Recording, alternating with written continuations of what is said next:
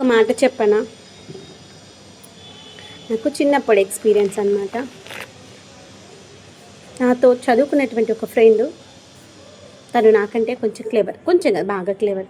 తను ఫస్ట్‌లో ఉంటే నేను లాస్ట్‌లో ఉంటాను. కానీ ఒకసారి కాలేజ్‌లో ఇద్దరిది ఒకటే కాలేజ్ అనమాట. ఆ కాలేజ్‌లో ఇద్దరం ఒకటే గ్రూపు, కానీ సెక్షన్స్ వేరనమాట. తను క్లెవర్ సెక్షన్ అయితే నేను డల్ సెక్షన్. ఒకసారి ట్యూషన్‌లో కలిసాము స్టడీ అవర్స్‌లో.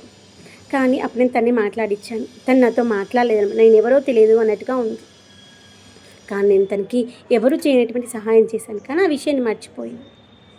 ఆ రోజే నేను నిశ్చయించుకున్నాను, తను నాతో ఎందుకు మాట్లాడట్లేదు, నేను ఇంత సహాయం చేశాను, అయినా నేను తనకి అసలు నేను పిలిచినా పలకట్లేదు, ఎందుకు నేను చదవట్లేదనా అని అనిపించింది నా మనసుకి.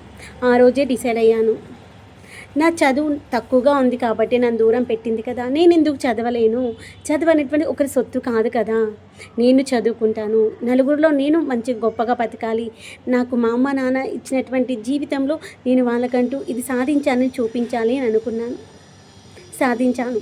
ఆ రోజు మా నాన్న అన్నారనమాట, బిడ్డ నువ్వు ఇంత చదువుకుంటావని నేను అనుకోలేదు, నువ్వు ఆ రోజు ఏ రోజైతే నేను నీ ఫ్రెండు అవమానించింది అని నువ్వు బాధపడి నువ్వు గట్టిగా దృఢంగా నిశ్చయించుకున్నావు చూసావా, నేను చదవగలను అని. ఆ చదవగలను అని అనుకున్నటువంటి నీలో నువ్వే 10th వరకే ఆపేస్తావేమో అనుకున్న నేను, నువ్వు ఎంఎస్సీ చేసావు, బీఎడ్ చేసావు, నాకు ఏం ఖర్చు పెట్టకుండా.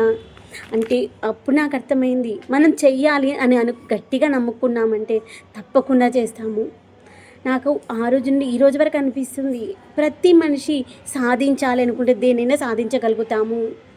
మనం తక్కువ చేసి చూసిన వాళ్ళ దగ్గర మనం తల ఎగిరేసుకునేలాగా బతుకుతాము. అది గుర్తుపెట్టుకోండి. వాళ్ళు ఎవరో నిన్ను తక్కువ చేసి చూసారని నువ్వెందుకు బాధపడతావు? అంతకు మించి సాధించి వాళ్ళ చెంప మీద కొట్టేలాగా చూపించు నీ యొక్క గెలుపుని. వాళ్ళు నీ యొక్క చిరునవ్వును చూసి తలదించుకునేటువంటి ఓటమి పాలవుతారు. గుర్తుపెట్టుకో. ఎవరికి తల వంచకు.